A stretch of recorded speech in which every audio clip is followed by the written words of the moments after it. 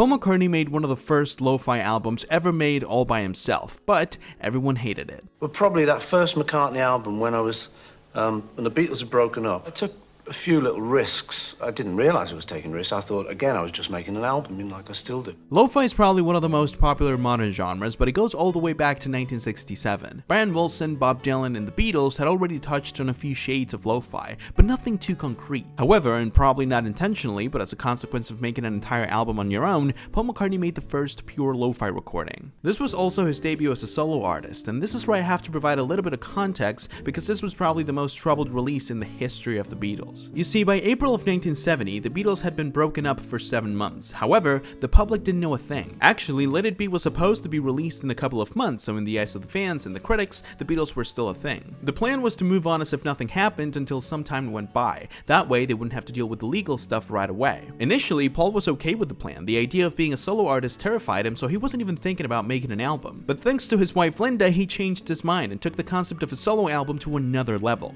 because the recording, mixing, and production was all made by himself. This was a bit of a surprise album, so he didn't have much time and he wanted to release it right away. However, Let It Be was due for a release in May. The other Beatles wanted Paul to wait until after Let It Be's release, but Paul wasn't a part of the Beatles anymore, and he already had his date set. So on April 10 of 1970, Paul McCartney held a pre-release Q&A. In it, he basically told everyone the Beatles had broken up, making it public for the first time, and as you might have guessed, his bandmates, the fans, and the critics weren't happy at all. A week later, he released the album, and even though nowadays it's seen as one of the best he ever made, everyone hated it. The album would go on to be highly influential for its homemade quality and careless approach, but at the time it was seen as Paul barely trying, rushing to release an album before everyone else, not caring much for the final result. It also framed him as a man who broke up the Beatles, hurting the reception of all the other albums he released around the time. So even though once again the album has quite a reputation nowadays, back when it was released, it felt like the worst beginning to a solo career ever.